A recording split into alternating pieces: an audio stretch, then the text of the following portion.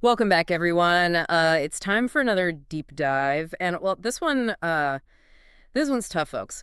We're diving into something that really hits hard: the events of Friday, April 4th, 2025, in Kryvyi Rih, Ukraine.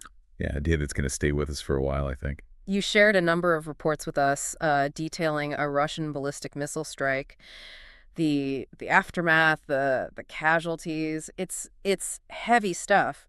18 people lost their lives. 18 lives. Yeah, and that number just becomes so much more horrific when you realize that 9 of those 18 were children. Just unimaginable, right? The loss, the sheer scale of it. We're going to do what we always do here, try to understand what happened, sift through the information we have, cut through the different sides of the story, try to find the core of this tragedy. And what are the facts here? What can we piece together? And most importantly, I think, what does it all mean for us, those of us trying to make sense of this conflict? Trying to stay informed, Yeah. trying to grapple with the human cost of what's going on. It's so easy to get lost in the headlines, in the constant stream of information. But this Kryvyi Rih, this is a moment that demands our attention. Absolutely. And I think one of the things that makes it so difficult to process is that initial image. The reports, the location of the strike, a residential area, Near a children's playground. your children's playground. Yeah. Just think about that for a second. A place where kids should be safe, laughing, playing just a normal day, suddenly transformed into a scene of utter devastation. It's almost impossible to hold those two things in your mind at the same time, the innocence of a playground and the sheer brutality of this attack. And it really emphasizes the indiscriminate nature of this violence. Civilians going about their lives, children just being children. It was a Friday afternoon, probably like any other in Kryvyi Rih, people out and about, maybe getting ready for the weekend, and then this. Yeah, it's a chilling thought. Sergei Lysak, the regional governor, he shared the casualty figures on Telegram, and it's just heartbreaking. 18 killed, 9 of them children, and another 61 injured. 61. With 12 more children among them. So you're talking about 21 children caught in this attack. That's a whole classroom right there. And we have to point out, this wasn't the only incident that day in Kryvyi Rih. No, you're absolutely right. Governor Lysak also reported a separate drone attack in the city. So not just one attack, but 2 in a single day. One person killed in that drone strike and another 3 injured. So, on top of the missile attack, you have this added layer of violence and fear. It just really underscores the constant threat that civilians in that city and all of Ukraine are living under. Absolutely. And it really begs the question, what was the intended target here? What was the strategic objective that justified this level of civilian casualties? And that's where things get really murky, because the accounts of what was actually targeted, they differ wildly. Yeah, it's a case study in the fog of war, isn't it, where you have these completely contradictory narratives emerging. So on the one hand, you have Russia's Ministry of Defense. Okay. They put out a statement claiming a precision strike. Precision strike. Their words with a high explosive missile at a restaurant, and their claim is that this restaurant was hosting a meeting of Ukrainian commanders and Western instructors. So essentially painting a picture of a legitimate military target. Right. A gathering of high-level military personnel, making it a justifiable target in their eyes. But then you look at what Ukrainian sources are saying, and it's a completely different story. A completely different picture. Alexander Vilkul, who's the head of Kryvyi Rih's military administration, he came out and said, no, this missile landed near a playground. Right near a playground.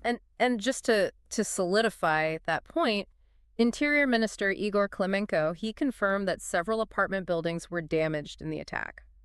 So you have damage to residential buildings right next to a playground that doesn't exactly line up with the image of a strategic military gathering in a restaurant. It just stretches credibility, doesn't it? It does. And unfortunately, this kind of discrepancy between claim targets and actual impact zones, this has been a recurring theme throughout this conflict. And it makes it so difficult to know what to believe, what information to trust. Right. And for people on the ground trying to make sense of these events, trying to stay safe, it's just another layer of uncertainty and fear. And then you layer on top of that President Zelensky's reaction to this attack, and it's powerful stuff. Yeah, you can definitely hear the personal connection, the anger, the heartbreak. He made a statement, and he was adamant that these attacks are happening because Russia refuses to agree to a ceasefire. Right. In his eyes, this is a direct consequence of that lack of willingness to engage in meaningful peace talks. And this wasn't just any city for Zelensky. This was Kryvyi Rih, his hometown. Right. And that adds a whole other dimension to his response. It's not just a political statement. It's deeply personal. And it's important to remember Kryvyi Rih, it's not some small village.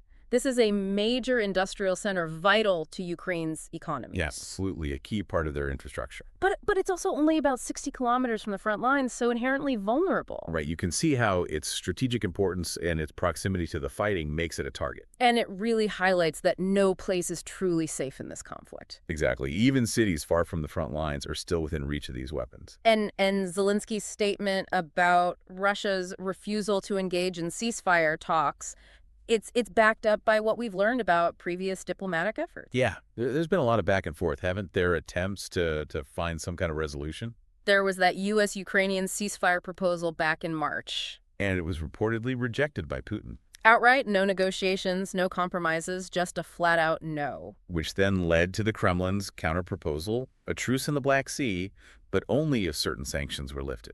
So a very conditional offer, very much on their terms. And it really raises questions about how genuine their desire for peace actually is. It seems like their priorities lie elsewhere. Exactly. Or Perhaps more focused on achieving specific military objectives or political concessions than on an unconditional end to the violence. And all of this was playing out while diplomatic efforts were supposedly still ongoing. Right, you had the Trump administration, they've been trying to broker a ceasefire ever since the full-scale invasion began in February 2022. It's been one of their stated goals, hasn't it? To find some kind of diplomatic solution to de-escalate the situation.